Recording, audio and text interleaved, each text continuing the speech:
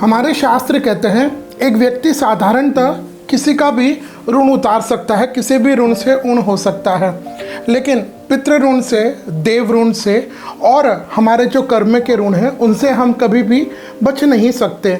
इनमें भी जो गंभीर समझिए, सीरियस समझिए, या अक्सर जो सबसे ज़्यादा लोगों को परेशान करता है वो पितृ ऋण यानी पितृदोष।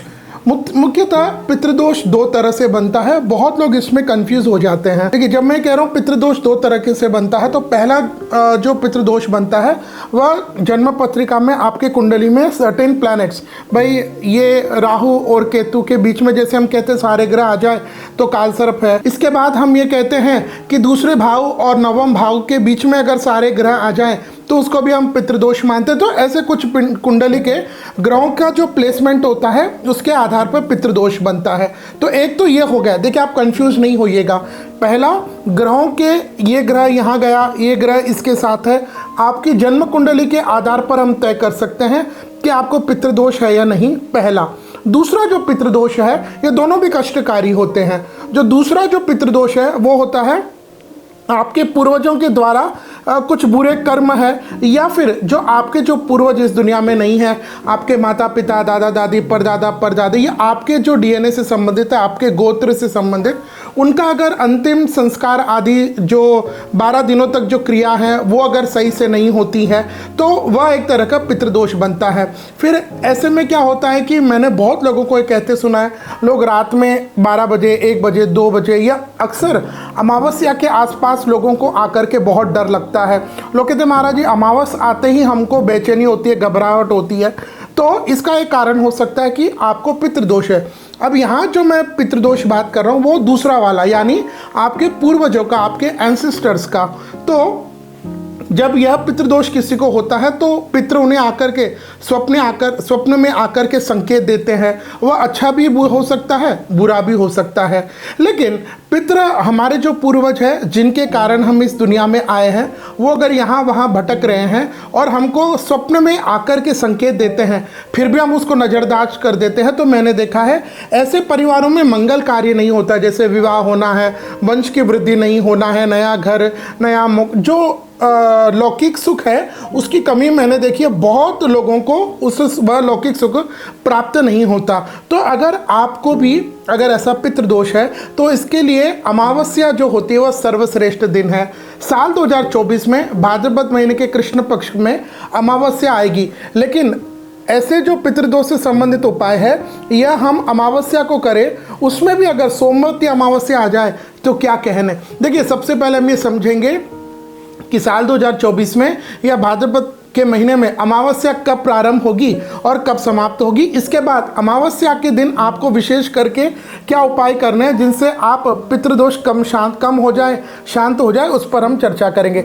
सर्वप्रथम देखिए, अमावस्या तिथि प्रारंभ होगी 2 सितंबर 2024 को प्रातः 5:21 और अमावस्या तिथि समाप्त हो जाएगी 3 सितंबर 2024 को सुबह के प्रातः 7:24। तो इसके हिसाब से 2 सितंबर 2024 को यह पितृ अमावस्या है, यानी आपको अपने पितरों से संबंधित जो भी कर्म है उनकी प्रति बहुत लोग अपने पितरों की आराधना करते हैं, पितरों के निमित्त व्रत रखते हैं, पितरों की प्रतिदिन सायंकाल में अपने घर में दीपक करते हैं, जोत करते हैं। पितरों से संबंधित जो भी आपको काम करना है वह 2 तारीख को होगा, और जो अमावस्या से संबंधित स्नान है, दान है, ये सारे काम आपको 3 सितंबर 2024 को करने हैं। अस्तु 2 सितंबर 2024 को सोमवार है, और सोमवार को आने वाली अमावस्या को हम सोमवती अमावस्या कहते हैं। यह साल में बहुत कम आती है जब आपको सोमवार के दिन अमावस्या का संयोग हुए। तो इस बार यह 2 सितंबर 2024 को सोमावस्या का पावन पर्व, और इस दिन भी भाद्रपद के महीने में अमावस्या के दिन शिव जी की बहुत पूजा करने का बहुत ज़्यादा फल है। तो अगर आपकी कुंडली में भी या फिर आपको भी ऐसा लगता है कि आप पितृदोष के द्वारा पीड़ित है तो इस दिन आपको क्या करना है। देखिए, इसीलिए मेरा ये कारण था कि अमावस्या के 3-4 दिन पहले मैं वीडियो बना रहा हूँ, ताकि आप अपना अगर यह उपाय आपने करना है तो आप उसकी प्लानिंग अभी से कर सके। सर्वप्रथम आपके नियरेस्ट आसपास कोई नदी है, कोई तीर्थ स्थान वाली नदी है या समुद्र का क्षेत्र है, तो वहाँ आप अमावस्या के दिन स्नान करने का संकल्प ले, वहाँ आपको स्नान करना है। अमावस्या के दिन पितरों का उपाय सबसे ज़्यादा चमत्कारिक होता है। इस दिन आपको क्या करना है, काले तिल लेने हैं और जो भी आपके निकटतम स्वधर्मी लोग हैं उनको आप दान करें। जो ब्राह्मण हैं उनको नहीं, जो गरीब होते हैं, जो पूर होते हैं, नीडी होते हैं, दरिद्र लोग होते हैं, स्वधर्मी, उनको आप काले तिलों का दान करें। और दान देते समय आपको अपना नाम, अपना जिन आपको लगता है कि ये पूर्वज मेरे पितृ मेरे को स्वप्न में आकर के बार बार इशारा कर रहे हैं, तो आप उनके निमित्त कि भाई मैं ये आपके निमित्त है, पिताजी दादाजी जो भी आपके लगते हैं, मैं उनके निमित्त ये दान कर रहा हूँ। इससे आपकी आत्मा संतृप्त रहे, इससे आपकी आत्मा भगवान के चरणों में स्थापित रहे, ऐसा आप उपाय करें। दूसरा उपाय है पितृतर्पण। अमावस्या के दिन आप किसी भी नदी के किनारे, विशेष करके अगर किसी धाम, किसी तीर्थ के किनारे की नदी मिल जाए तो वहाँ जा करके वहाँ लोकल स्थानीय पंडित जी के द्वारा आप तर्पण कराएं। किसी भी तीर्थ या धाम में अगर हम नदी के किनारे अपने पितरों के निमित्त तर्पण करते हैं तो इससे पितृगण बहुत ज़्यादा प्रसन्न होते हैं। तीसरा एक उपाय, इस दिन अमावस्या वाले दिन, सोमवती अमावस्या के दिन सायंकाल के समय जब संध्या का समय हो रहा होता है, सूर्य अस्त होने को हो, उस समय आपको अपने जो रसोई जहाँ बनाते हैं, जो परिंदा हम देसी भाषा में कहते हैं, वहाँ पर आपको घी का दीपक करना है। आपको 11 घी के दीपक करने हैं और शुद्ध गाय का घी हो, रुई की बनाई हुई बत्ती हो और 11 दीपक आप कर करके अपने पितरों का स्मरण कीजिए। जैसे कि मैंने पूर्व में बताया, सोमवती अमावस्या विशेष करके भगवान शिव के प्रिय वाली दिन है, तो इस दिन आप भगवान शिव को प्रसन्न करने के लिए निकटतम अपने पितरों को याद कर करके शिवलिंग पर आप बिल्व पत्र चढ़ाए, आप बिल्व पत्र पर चंदन चढ़ाइएगा और शिव जी का अभिषेक कीजिएगा और बदले में महादेव से यह कहे कि प्रभु मेरे पितृ जहाँ भी हो उनकी आत्मा को आप अपने चरणों में स्थान दीजिएगा। यह एक उपाय आप सोमवती अमावस्या को विशेष रूप से पितृदोष से अगर आप मुक्ति पाना चाहते हैं तो अवश्य करिएगा। एक उपाय और है पितृ दोष, जैसे मैंने बताया, क्योंकि यह गंभीर दोष है, समस्या हो सकती है, तो आप अपने आसपास के कोई अच्छे श्रेष्ठ विद्वान जानकार पंडित जी को बुलाएं और इस दिन 108 कम से कम, ज़्यादा हो तो बहुत अच्छी बात है, 108 कम से कम पितृ सूक्त के आप योग्य विद्वान पंडित जी के द्वारा जाप करवाइए, पाठ करवाइए और उसका फिर दशवांश हवन भी करवाने से पितृदोष से आपको मुक्ति मिल सकती है। हमारे शास्त्रों में पिंडदान का बहुत महत्व है। कहीं ऐसी होता है कि आजकल हम जो मेट्रो सिटीज़ में रहते हैं तो हम अपने कॉरपोरेट लाइफ में व्यस्त रहते हैं या कारोबार में व्यस्त रहते हैं, तो हमें अपने पितरों को याद करने का मौका ही नहीं मिलता। लेकिन चाहे आप कितने भी व्यस्त हो, चाहे आपका कितनी भी कमाई कम हो ज़्यादा हो, आप अपने भगवान जो आपके इष्ट है उनको आप राजी रखे न रखे, लेकिन आपके पितृ जो आपके ही परिवार के पूर्वज थे उनकी पूजा सेवा करना तो आपको धर्म है। देखिए, अगर आपके इष्ट हनुमान जी है, श्याम बाबा है, माता जी है, कृष्ण है, इनकी आप पूजा करें ना करें, ये देवता कभी भी आपसे नाराज नहीं होंगे, लेकिन आपके घर के पितरों की पूजा तो आपको करनी है ना। हनुमान जी के उपासक तो आपको 1000 मिल जाएंगे, कृष्ण के 50,000 मिल जाएंगे, माता जी के बहुत से मिल जाएंगे, लेकिन आपके घर के पितरों की पूजा कौन करेगा? संसार के लोग क्यों करेंगे? वह तो निश्चित आपको ही करना है।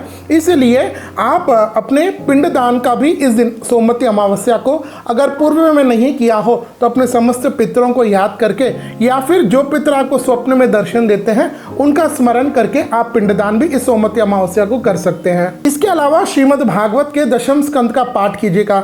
विशेष करके अगर डोंगरे जी महाराज की श्रीमद् भागवत महापुराण मिल जाए, वो ऑनलाइन अमेजॉन पर भी उपलब्ध है, उसको आप प्राप्त कर लीजिए और श्रीमद् भागवत के पूर्वार्ध और उत्तरार्ध इसका पाठ सोमवती अमावस्या को अवश्य कीजिएगा और इसका जो फल मिलेगा वह आप अपने पितरों को दे दीजिए। तो ये कुछ उपाय है जो आपको साल 2024 में भाद्रपद महीने के कृष्ण पक्ष की सोमवती अमावस्या यानी 2 सितंबर 2024 को करने हैं। ये सारे उपाय हो जाए, बहुत अच्छी बात। इनमें से ज़्यादा कर सके, बहुत अच्छी बात। या फिर आपको समय ना हो, पारिवारिक स्थिति ठीक नहीं है, आप अकेले रहते हैं, आर्थिक कमी है, तो इनमें से ज़्यादा उपाय आप जितने कर सके वो करिए।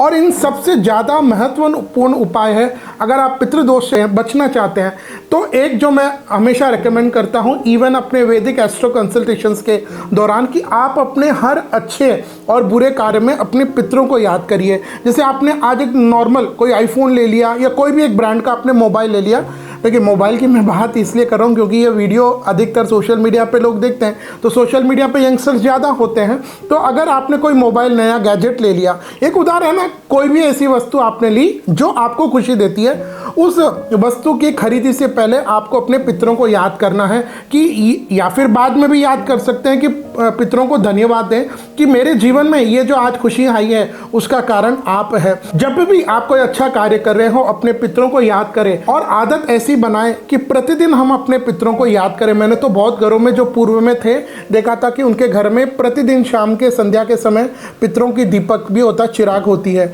इससे सुंदर और कार्य क्या हो सकता है। तो आप भी अगर पितृदोष से बचना चाहते हैं तो इन सभी उपायों से करें और हर अपने अच्छे काम में प्रारंभ करने से पूर्व वह कार्य जब समाप्त हो जाए तब अपने पितरों का धन्यवाद अवश्य करें, उनको याद अवश्य करें।